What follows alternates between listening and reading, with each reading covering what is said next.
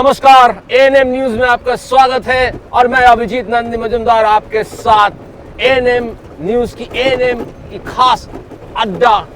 इस एएनएम की अड्डा में अभी हम गोल्फ की मैदान में हैं। गोल्फ आप खेलते हैं। भारत की आला नेता, भारत के जितने सारे ब्यूरोक्रेट सभी लोग गोल्फ खेलते हैं, मगर गोल्फ के पीछे जो मैदान है उस मैदान बनाने वाला कौन होता है आप जानते हैं? चलिए उन्हीं से मिलते हैं आज। गौरव पुंडीर जो पूरा भारत में बड़े बड़े जगह गोल्फ कोर्स को बनाया है, बाकायदा बढ़िया तरीके से बनाया। किस तरह से बनाया है, किस तरह से गोल्फ कोर्स को आगे ले जाया है और इस मैदान को किस तरह से गोल्फ के लिए तैयार किया है, वो हम जान लेंगे आज। गौरव पुंडीर, गौरव जी को एएनएम न्यूज में और एएनएम अड्डा में स्वागत है। थैंक यू सो मच, धन्यवाद, बहुत बहुत आभार आपका।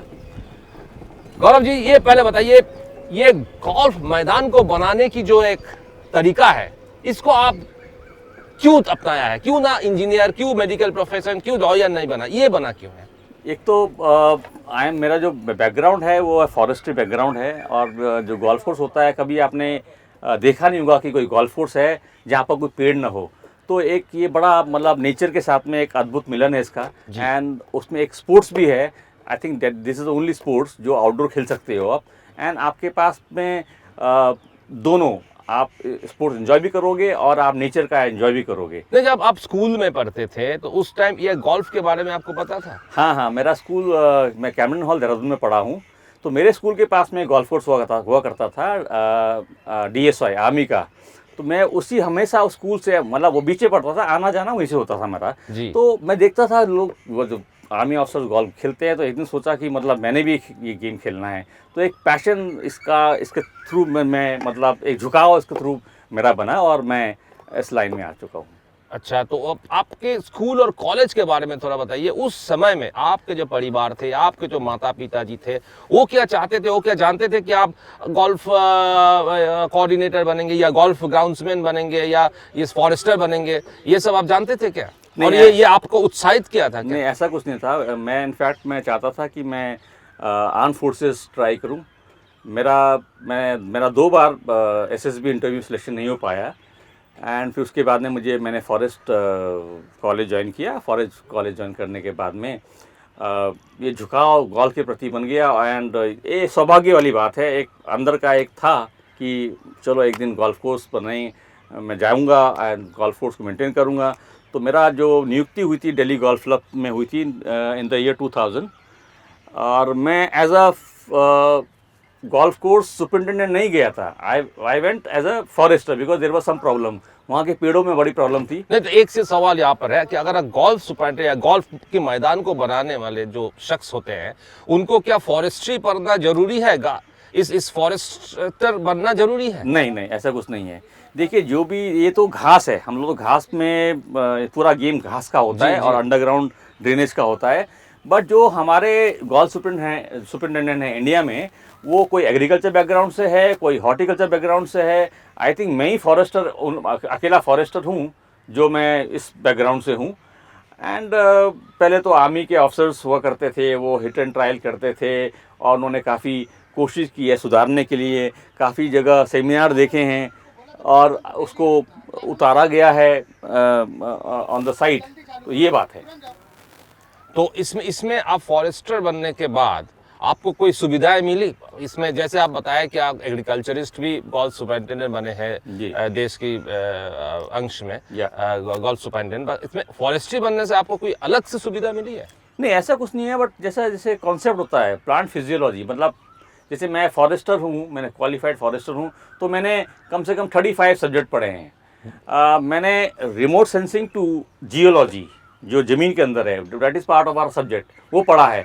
तो वो हेल्प करता है कि मेंटेन करने में the grass, the golf course and the horticulture plus the wild life around. जी, तो फिर आगे मैं जानना चाहूँगा कि देश के अन्य भाग से होते हुए आप टॉलीगंज क्लब में कैसे पहुँचे? मैं ये तो पर इससे पहले मैं ये भी जानना चाहूँगा जी कि आप तो सलमान खान जैसे लगते हैं, फिल्मों में शौकीन है, गाना गाते हैं, बाजा बजाते हैं, तो इसमें बीच में प्यार व्यार की चक्कर कब होगी? ये तो शौक है, मतलब शौक बोलते हैं, शौक को जिंदा रखना चाहिए। और मैं चाहता हूँ कि जैसे मतलब मेरा एक सोचना है, मानना है कि ज़िंदगी बड़ी छोटी सी है, जो मिलता है समेट लो। तो इसी चक्कर में आप सलमान खान के फैन नहीं फैन तो मैं सबका हूँ मैं यार, मतलब और सभी जो अच्छे अदाकार होते हैं सभी का फैन हूँ मैं। तो बीबी से कहाँ मिले? बीवी से देहरादून में मिला, तो मैं देहरादून में मिला। और ये तो हम सोचते थे कि भाई देहरादून की लड़कियाँ सबसे अच्छी होती हैं, तो देहरादून में शादी करेंगे। तो चलिए आगे भी कोर्स देखते देखते बात किया जाए। ठीक है। तो यहाँ पे पानी का मतलब यहाँ क्या क्या होता है यहाँ पे? इरिगेशन, ऑटोमेटिक इरिगेशन होता है। अच्छा, तो ऑटोमेटिक इरिगेशन क्यों दरकार पड़ता है गोल्फ कोर्स में? देखिए, ये गोल्फ कोर्स जो होता है 18 होल गोल्फ कोर्स होता है, ठीक है ना। इसमें पार 3 से लेकर पार 4 और पार 5 होते हैं जी। तो ये एक बहुत बड़ा एरिया होता है। कितना एरिया लेके 18 होल कोर्स का कितना एरिया? मिनिमम 90 एकर्स तो होना ही चाहिए। हाँ। मिनिमम 90 एकर्स होना चाहिए। टॉलीगंज क्लब में कितने एकड़? हाँ, 109 एकर्स है जी। तो मैं पहले जो काम किया था दिल्ली गोल्फ क्लब में स्टार्ट किया था, एक्चुअली मैं वहीं पर बहुत कुछ सीखा हूँ दिल्ली गोल्फ क्लब में। वहाँ से फिर मैं बॉम्बे प्रिंसी गोल्फ क्लब चेंबूर में मैंने काम किया गोल्फ कोर्स में। And from Bombay I came to Tollygunge Calcutta. तो टॉलीगंज क्लब कोलकाता में आने के बाद आपने क्या क्या चेंजेस लाए हैं यहाँ पर? देखिए, जब मैं यहाँ पर आया था तो थोड़ा ये था कि जो गोल्फ कोर्स था, जो यहाँ की घास थी, बेसिकली बोलते हैं जौलदू बोलते हैं। इसको क्या कहते हैं? दिस इज अ बरमूडा घास। लेकिन वो भी मतलब दूब मीन्स बरमूडा। जी, ठीक है ना। जी। जैसे दुबड़ो बोलते हैं जी। बंगाल में, जी। दुबड़ो, और दुबलो घनशो उड़ीसा में बोलते हैं।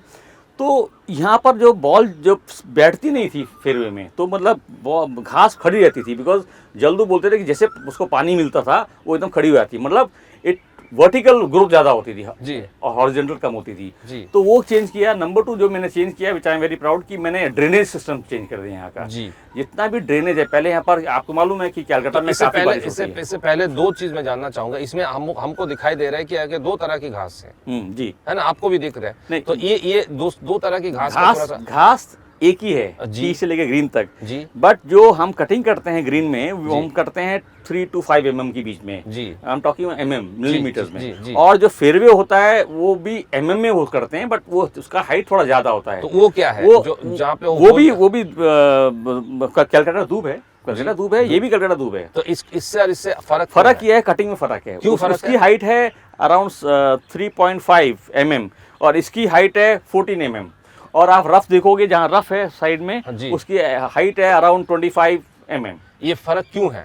फर्क क्योंकि मेंटेन करना पड़ता है गोल्फ कोर्स में। ये है ग्रीन, इसमें पटिंग करना पड़ता है, तो बॉल रोल अच्छा होना चाहिए और बॉल बड़ा स्मूथ होना चाहिए। और ये सैंड बेस्ड है जी, all the greens are sand based. वो क्यों होता है? And there is a proper scientific underground drainage जी। तो वो ड्रेनेज सिस्टम के बारे में आप क्या बता रहे थे? मैं ड्रेनेज सिस्टम आपको बताऊंगा कहीं पर। जैसे मतलब ये ग्रीन जब मैं आया था 2008 में, ये ग्रीन 2nd और 9th ग्रीन 2009 में बनाया गया था। एंड इसका आप ड्रेनेज देखोगे तो यहाँ पर अंडरग्राउंड पाइप पड़े हैं, परफोरेटेड पाइप पड़े हैं, जिसका आउटर ड्रेनेज यहाँ पर है और ये पानी जाता है बिल्कुल एक टैंक में। उसी तरह यहाँ पर कई ग्रीन जो है डिजाइन किए हैं एज पर USGA बोलते हैं, United state golf association specification होती है कि आपका सैंड का कोर्स जो सैंड होता है उसका साइज, पार्टिकल साइज इतना होना चाहिए, जो ड्रेनेज है उसका पाइप इतना होना चाहिए। मतलब एक प्रॉपर जो फॉलो करना पड़ता है गाइडलाइंस, वो टॉली क्लब ने इंटरनेशनल स्टैंडर्ड फॉलो किया है। उसके बाद में 2011 में ये आप पीछे देख रहे होंगे कि this is integrated IC module irrigation system जी। Tolly club is the first club, पहला क्लब है जिसने ये फर्स्ट IC मॉड्यूल सिस्टम अपनाया, पहला क्लब इन इंडिया। एंड उस समय हमने काफ़ी मेल के थ्रू यूरोप के गोल्फ कोर्स सुपरिटेंडेंट से, अमेरिकन सुपरिटेंडेंट से हमने बात करी थी जी। एंड हमने पाया कि यही सबसे सूटेबल है जी, और ये लेटेस्ट है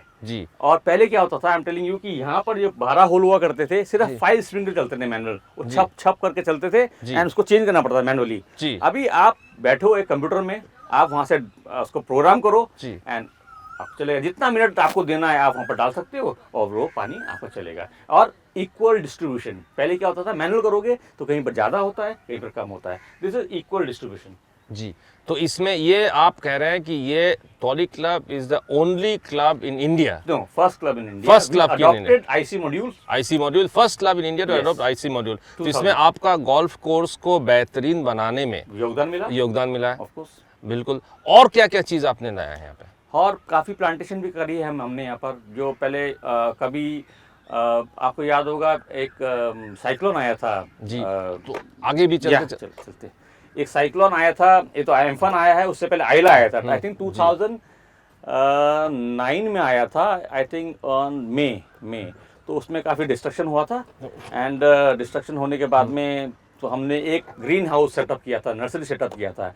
अभी टॉली क्लब खुद ही मल्टीप्लाई करता है जी। तो हम लोग बाहर से पहले तो बाहर से खरीदते थे जी। और अभी हम लोग फिर मेंटेन किया गया है, एक सिस्टम मेंटेन किया गया है, माली को ट्रेन किया गया है। माली तो यहीं पर जो लोग रहते हैं उन्हीं को हमको ट्रेन किया है एज पर देयर स्किल्स। जी। जी। तो वो अच्छा योगदान रहा है। जी। बट मैं एक चीज जरूर कहूंगा कि जो ड्रेनेज किया है टॉलीगंज क्लब का, जी। पहले पूरा वाटर लॉग होता था, जी। ठीक है, जी। Every area and you can't play during monsoon. जी। बट अभी जब से किया है वो भी इन हाउस किया है, हम जी। लोगों ने इन हाउस किया है जी। And perfect. अभी हम लोग का ऐसा होता नहीं कि कभी गोल्फ कोर्स बंद करने की जरूरत पड़ जाए। जी। We don't close the course.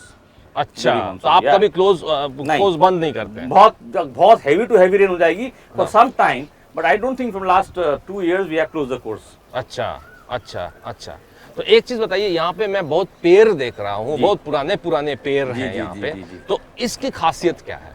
देखिए ये तो 1895 में एस्टैब्लिश हुआ था जी। गोल्फ कोर्स, जी। एंड आपको तो मालूम ही है history of the golf course. जी। सो उस समय ब्रिटिश थे यहाँ पर, जी। और उनका काफी योगदान रहा है। उन्होंने कई एग्जॉटिक वैरायटी लगाई है यहाँ पर। जी। और जब मैं आया तो जब मैंने देखा कि इतना एग्जॉटिक वैरायटी है, जी। कम से कम डेट टाइम जब मैं आया था तो 120 मैंने काउंट करी थी। जी। उसके अलावा मैंने कुछ और लगाई है। और तब वो जो बाहर से 90, आपको शायद मालूम भी होगा या आपने सुना होगा, जी। ट्रीज ऑफ कैलकाटा एक बुक आई थी 1943 में। जी। मिस्टर AP बेंथल उसके लेखक थे, ऑथर थे। जी। तो उस जमाने में काफी प्लांटेशन की गई है बॉटनिकल गार्डन में, जी। As well as the golf course में। जी। तो उसी का लिए ये काफी, आप देख रहे हो कि ये एक बुक भी आई है। जी बिल्कुल। मैं- तो ये जो पेड़ पौधे हैं यहाँ जी, पे, जी, जी। ये आप कह रहे हो कि ऐतिहासिक है, बहुत पुराने बहुत हैं। पुराने हैं। पुराने हैं। और या। आप नए सिरे से भी अम्फान के बाद भी आपने पहला के बाद भी किया है, अम्फान एम्फन के बाद भी किया है। आपने जी, लगाया जी, है जी, यहाँ जी, पर, जी। जिसका तो एक गोल्फ कोर्स के साथ ये पेड़ पौधे का क्या संबंध है? आप क्या इमेजिन कर सकते हो कि आप एक गोल्फ कोर्स है, उसमें एक सिंगल पेड़ भी नहीं है। जी। You can't imagine. इमेजिन। अच्छा। तो ये तो जो विदेश में जो है उसमें भी ऐसा सब जगह ये अच्छा। होता है। पेड़ों का महत्व काफी है कि वो अच्छा फ्रेश एयर देती है, जी। ऑब्स्टिकल भी होती है, डिफरेंशिएट करती है वन फेयरवे टू अनदर। जी। तो ये भी बहुत बड़ा वो उसका योगदान है पेड़ों जी। का। जी। बट मैं ये कहना चाहूँगा आपको कि जैसे आपने मुझे पहले कहा था कि एक बुक जिसका मैं को ऑथर हूँ, मिस्टर डॉक्टर नेथानी, जो देहरादून FRI देहरादून के सीनियर साइंटिस्ट हैं, जी। थे, अब तो जी। रिटायर हो चुके जी। हैं। और उनके साथ में मैंने एक बुक लिखी है, ट्रीज ऑफ टॉली। और ये एक तरफ से मेरी एक भेंट है टॉली क्लब में, क्योंकि मैं पिछले 12-13 साल से यहाँ पर सर्विस कर रहा हूँ। जी। और वो तो 156 species at one place in 100 acres, 109 acres is very difficult to get. आपको नहीं मिलेगी। आई थिंक वेरी कितना स्पीसीज है आप बताएं? 156 स्पीसीज। 156 स्पीसीज की पेड़ पौधे की बात आप कर रहे हो। जी, जी। टॉली क्लब में 109 एकड़ में 156 स्पीसीज की है, जो भारत में कतई मिले। कहीं किसी गोल्फ कोर्स में नहीं मिलेगी। मैं दावे से कर सकता हूँ, क्योंकि मैंने भी कई गोल्फ कोर्स घूमा हूँ, कहीं सर्विस भी किया हूँ मैंने। जी। तो ये 156 स्पीसीज कहीं नहीं मिलेगी है। ये बड़ा यूनिक है, टॉली क्लब के लिए बड़ा यूनिक है। और मैं बड़ा प्राउड फील करता हूँ कि थैंक्स टू जो पुराने जो यहाँ के मेंबर थे, जो मैनेजिंग मेंबर थे, जी। और जो हमारे बड़ा पेड़ और पौधे के जो बड़े मतलब नेचर लवर नेचर लवर जो थे, तो उन्होंने काफी योगदान किया है। और उससे पहले भी एक बुक आई थी, ट्रीज ऑफ। तो यहाँ पे मैं एक सवाल पूछना चाहूँगा कि आपका जो, आप तो पूरा एक तरह से मैं देख रहा हूँ कि बहुत पैशनेट है, बहुत एक तरह से आप शादी कर दिए गोल्फ से। जो एक तरह से बताया जाए ये कि सही एक तरह से आप शादी कर लिए गोल्फ से, गोल्फ को लेकर, गोल्फ के साथ साथ पैर पौधे को लेकर इतना आप चिंतित हैं, इतना बात करते हैं, और टॉली क्लब में आप इतने कुछ करवाए हैं, नए नए चीज़ों को लाए हैं। तो इसमें आपकी बीवी जो है उनसे कैसे मुलाकात हुई, कब शादी हुआ, और रोज की जिंदगी में उनका कितना एक योगदान है? योगदान तो कैसे बोलते हैं कि सही बोला आपने। जैसे जो गोल्फर होता है, तो गोल्फर जब गोल्फ खेलने के लिए आता है तो उसको मिनिमम 4.5 से 5 घंटा लगता है। फिर वो अपने घर से निकलेगा, फिर वो वापस घर में जाएगा, तो 6 घंटे लगते हैं। तो बोलते हैं ना कि एक हस्बैंड और वाइफ के बीच में ये होता है कि यार ये तो बाहर ही रहता है, ये तो घर में रहता नहीं है, तो मैंने तो इसको डिवोर्स दे दिया, लाइक तलाक बोल दिया, ठीक है ना। मतलब ठीक है, बिकॉज उसको गोल्फ से मतलब है। बट मेरा भी वही सिस्टम मेरा भी है कि मतलब मेरी सुबह और शाम यही होती है, तो मैं सिर्फ घर में खाना खाने सोने जाता हूँ। बट मैं एक चीज़ बोलूँगा, जैसे मतलब मेरा जो मेन सब्जेक्ट है वो फॉरेस्ट्री है, और ये गोल्फ कोर्स है, ये घास का है कि how to grow grass and all that maintain. तो मैं ये कहूँगा कि जैसे मतलब एक पिता अपने बच्चों को पालता है, वैसे जो आपने पौधा लगाया तो उसमें पिता की भूमिका होती है। और जब आप घास को मेंटेन करते हो, और घास जो हमारा ग्रीन का घास होता है वो 3-4 बार अपनी शक्ल चेंज करता है, तो आपको ढूंढना पड़ता है, चेक करना पड़ता है। आप बीवी से घूम जाते हैं। बीवी तो आप हम लोग दर्शकों के लिए ये जानना चाहेंगे कि इस सब के बीच में आपका बीवी का किस तरह से आपको सहायता करती है? My wife is MSc botany, तो शी अंडरस्टैंड कि कैसे होता है कि you are dealing with the plants. आप पेड़ पौधों से करते हो, आप एनवायरनमेंट्स के अनुरूप और विरूप जो भी है, उसके अलावा आप तो उसको नहीं, मैं समझ गया हूँ, मैं आपकी बात समझ गया हूँ कि आपका बीवी आपके साथ, behind every successful man there is a woman, तो उस तरह की रोल निभाई है। हाँ, ये तो और जो एक प्यारी सी संबंध है वो बरकरार है, इसीलिए आप ये इतना कर पाए हो। आप एग्जैक्टली मुझे पूरा छूट दिया है, फुल हैंड तो दिया है। बीवी को कट करने की कोई बात ही नहीं होती है। नहीं, ऐसी कोई बात नहीं होती है। पहले करीब 4-5 साल मेरी बीवी तो बेचारी मतलब तो घर में रहती थी। आई हैव 2 सन्स, तो उनको पालन पोषण करना पड़ता था। Then she become a teacher now and consultant psychologist, तो वो अपनी दुनिया में मस्त है, मैं अपनी दुनिया में मस्त। अरे वो तो आप गोल्फ कोर्स को लेकर मस्त है, वो साइकोलॉजी को लेकर मस्त है, आपका साइकोलॉजी में मिल जाता है, तो गाड़ी आगे बढ़ती रहती है। चलिए थोड़ा सा हम आगे चलते हैं आस्ते आस्ते। तो साथ साथ गौरव जी, हम लोग थोड़ा ये भी जानना चाहेंगे कि जब आप ये सब काम करते हैं और करते हुए ये राज्य सरकार, केंद्र सरकार, या आप टॉलीगंज क्लब में जब है, तो यहाँ के कमिटी, यहाँ के मेंबर्स, यहाँ पे आपका टीम, किस तरह से आप जुड़े हुए हैं, किस तरह से इन लोगों के साथ संबंध, क्या इन लोगों से कितना सपोर्ट मिला है?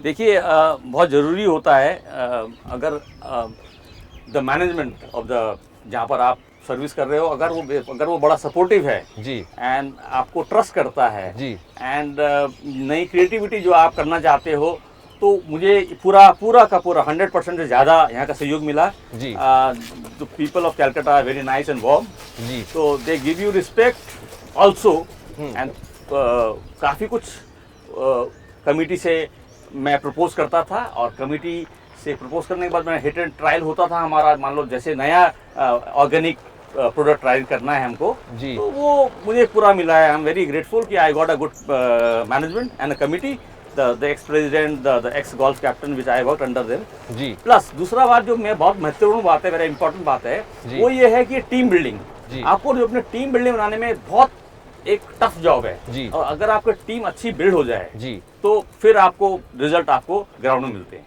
जी बिल्कुल। तो चलते चलते आप कुछ, आपकी जो एक्सपीरियंस, अनुभव है यहाँ पे काम करने का, बढ़िया सा कुछ स्टोरीज जो हैं दर्शकों के लिए, अगर कुछ स्टोरीज हम लोग के साथ शेयर करें, कुछ अनुभव से स्टोरी कि ये ऐसे हुआ है, कुछ इंटरेस्टिंग सी स्टोरीज।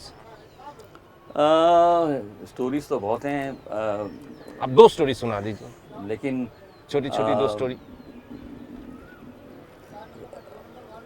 काफ़ी स्टोरीज है, मुझको मतलब ये समझ में नहीं आ रहा कि मैं आपको कौन सी स्टोरी सुनाऊंगा, बट सबसे अच्छी ये रही है कि जैसे हम लोग यहाँ पर काम करते हैं तो रोज़ एक नई हंसी मजाक भी होती है, एक टीम बॉन्डिंग भी होती है, और अब तो हमारी जो मेंटेनेंस टीम है वो मंडे को फुटबॉल खेलती है जी। तो इससे बढ़िया क्या बॉन्डिंग आपको तो आप मिलेगी। सबके साथ एक साथ मिलकर जी, चलते जी, हैं, जी, एक साथ मिलकर आगे बढ़ते हैं। तो जैसे आपने 156 वैरायटी बताया जी। पेड़ पौधे की, तो ये सब जो हम दायां बायां देख रहे हैं, जी। ये वो 156 वैरायटी में से है। हाँ, छप्पर 156 वैरायटी है, बट हाँ, पेड़ तो बहुत सारे हैं, बहुत सारे, पर हाँ। इतनी वैरायटी किसी जगह मिलती नहीं है, मिलती नहीं है। मिलेगी। जी। अक्रॉस द रोड कहीं दूसरा जो क्लब है वहाँ पे भी नहीं मिलेगी, कहीं नहीं मिलेगी। जी जी जी जी it's a very rare thing, and उसको प्रिजर्व किया गया है जी। और नई वैरायटी को मल्टीप्लाई किया है। बहुत सी वैरायटी तो ऐसी है जिसमें सिर्फ एक है, जी। जैसे वो पेड़ है आपका ऑन द वॉल साइड में, जी। ठीक है ना, हम लोग खड़े हैं 4 नंबर फेरे में, दैट इज 50। जी, वो जी। पेड़ का नाम है गुस्ताविया ऑगस्टा, ठीक है, गुस्तावी ऑगस्टा। अच्छा। वो बड़ा रेयर ट्री है, ये तो आपको मिलेगा एग्रीकल्चर हॉर्टिकल्चर सोसाइटी मिलेगा, एक यहाँ मिलेगा। बट जब ये पेड़ को हमने मल्टीप्लाई किया है, हमने कम से कम 20 पेड़ बनाए हैं। गुस्ताव, हाँ, तो गुस्ताविया थोड़ा हम लोग भी देख लेते हैं गुस्ताव। आइए आइए आइए। अब वहाँ पर जाना कैसे जाएंगे, चलो वहाँ से घुमा के ले आ लो, घुमा के ले आ रही। क्या क्या नाम बताया उसको? गुस्ताविया ऑगस्टा। गुस्ताविया। ये कहाँ का पेड़ है? ये आप देश में मिलता है? ये तो एग्जॉटिक है। देखो, दो तरह के पेड़ होते हैं, एक इंडिजिनियस जो जी। हमारे देश में है, जी। और एक होते हैं एग्जॉटिक जो मतलब बाहर वाले होते हैं। बाहर वाले और होते किसी ने यहाँ पर लगाया है और किया, मतलब उसको ये वाला जी, पेड़ जी, है, ये वाला का आप देखेंगे, ये वाला पेड़ है, ये दो पेड़ हैं और अभी हमने मल्टीप्लाई कर दिया। बड़ा सुंदर फूल होता है ये इसका। दो, ये हाँ, हाँ। कौन सा येलो? हाँ, नो ये नॉट येलो, ये येलो का बगल में जो है, उसके ऊपर आपने देखा होगा एक बर्ड भी आ रहा है, पिंक हाँ, कलर का हाँ, बर्ड पिंक आ रहा कलर है। का बर्ड आ रहा है। हाँ, उसमें बड़ा सुंदर फूल होता है उसका। अच्छा। हाँ, तो कई चीज हमने ऐसी है कि जो रेयर ट्रीज होती है, तो रेयर ट्रीज को हमने मल्टीप्लाई किया है, जी। मल्टीप्लाई करके हमने उसको बढ़ाया है। क्योंकि सपोज हमारे पास अगर आप दोबारा से बताएं, गुस्ताविया ऑगस्टा, अगस्ता, यही आप बता रहे हैं कि बहुत रेयर ट्री है, Very rare इसको आपने मल्टीप्लाई करके पूरा टॉलीगंज क्लब में अभी लगाया नहीं, हम लोग ग्रो कर रहे हैं नर्सरी में, नर्सरी में ग्रो करके लगा रहे हैं। तो इसमें ये गुस्ताविया अगस्ता यहाँ पे बंगाल में या भारत में कहीं पे मिलेगा? ये मिलेगा आपको, एग्रीकल्चर हॉर्टिकल्चर सोसाइटी है जो 1 अलीपुर रोड, जी वो तो बहुत पुरानी सोसाइटी है जी। वहाँ मिलेगा आपको, और बोटानिकल सर्वे ऑफ इंडिया मिलेगा। बट हमारे पास तो सिर्फ 2 ही पेड़ थे जी। उसी तरह हमारे पास कई पेड़ ऐसे हैं, जैसे रोज कुछ पेड़ हैं हमारे पास, कई पेड़ ऐसे हैं जिसमें एक ही पेड़ था, तो जी। अगर वो खो जाए, जी। अगर वो लुप्त हो जाए, जी। तो इसीलिए मैं चाहता नहीं हूँ कि वो कि जो है जो वो that is वो धरोहर है, जी। इट इज अ धरोहर टू अस। जी हमारे लिए तो बहुत बड़ी चीज है वो, कि जी। हमारे पास एक पेड़ है, तो अगर वो बढ़ जाए तो हम जी। कहाँ से लाएंगे। जी। तो इसीलिए हम लोग मल्टीप्लाई करते हैं। जो आयला के बाद में नर्सरी बनाई गई थी हमने, जी, जी। तो उसमें हम लोग करते हैं और रोज लगाते हैं। अच्छा गौरव जी, आप हम सुने हैं कि ये आपका ये गोल्ड कोस्ट ऑर्गेनिक है, इसके बारे में अगर थोड़ा विस्तार से बताएं। देखिए, 2014 से हमने ट्रायल करना शुरू किया है। तो पहले तो हम लोग 100% complete synthetic fertiliser, chemical fertiliser use करते थे। वो हल्के हल्के हम लोगों ने ऑर्गेनिक फर्टिलाइज़र यूज़ करना शुरू किया, और मैं कह सकता हूँ कि द रिजल्ट आर अमेजिंग। क्योंकि जब ऑर्गेनिक आप अच्छा ऑर्गेनिक यूज़ करोगे, तो द सॉइल बिकम प्रोडक्टिव। जब सॉइल प्रोडक्टिव होती है तो रिजल्ट अच्छा आता है, ग्रास की जो ग्रोथ होती है वो अच्छा होता है। हमारे यहाँ जेकॉल है, उनकी हेल्थ अच्छी हो गई है। एंड हमारा जो मेन थिंग जो ऑर्गेनिक हम लोग कम से कम around we use 25% organic, and water consumption 30% हमारा कम हो गया है। तो ये बहुत बड़ी बात है, क्योंकि आने वाले टाइम में जो क्राइसिस होगा वो क्राइसिस सिर्फ पानी का होगा। वैसे भी हम लोगों ने दूसरा जो प्रोजेक्ट किया है वो किया है इंटीग्रेटेड वाटर मैनेजमेंट। वो ऐसा हुआ है कि हम लोगों ने एक तो ऑटोमेटिक इरिगेशन सिस्टम लगाया है, दूसरा हमने सीवेज ट्रीटमेंट प्लांट वो एस्टैब्लिश किया है। तो ये ऑर्गेनिक देश में कितनी जगह ऑर्गेनिक? देखिए, मुझे लगता नहीं, हम लोग जो Tolly club is only club which is 25% organic, और ये हल्के हल्के हम लोग we want to achieve to 50% organic. तो ये पिछले 5-6 साल की मेहनत है, और आपको यू कैन मतलब देख भी सकते हो कि आप कितना बढ़िया इसका रिजल्ट आ रहा है। जो हमारा फर्टिलाइज़र है हम लोग कम यूज़ करते हैं, हम लोग पानी का जो मात्रा है वो घट गई है। पहले हम लोग पानी काफ़ी यूज़ करते थे, अभी कम हो गया है, तो उससे भी काफ़ी फ़र्क पड़ा है।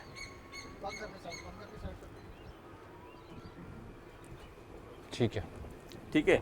दूसरा मैं आपको बताना चाहूँगा कि जो हमारा सीवेज ट्रीटमेंट प्लांट है प्लस हमारा वाटर हार्वेस्टिंग जो प्लांट है, हमारे 6 वाटर हार्वेस्टिंग प्लांट है और जो भी लो लाइंग एरिया था वहाँ पर हमने लगाया है। तो Tolly club is the first club also which is zero discharge club. यहाँ से पानी की एक बूंद बाहर नहीं जाती है। जो पानी गिरता है, जो जैसे हम लोग पानी लेते हैं, हम लोग रिचार्ज करते हैं, और जो पानी हम लोग के पास में आता है in terms of rain water, वो हम रिस्टोर करते हैं, we give back to the ground water.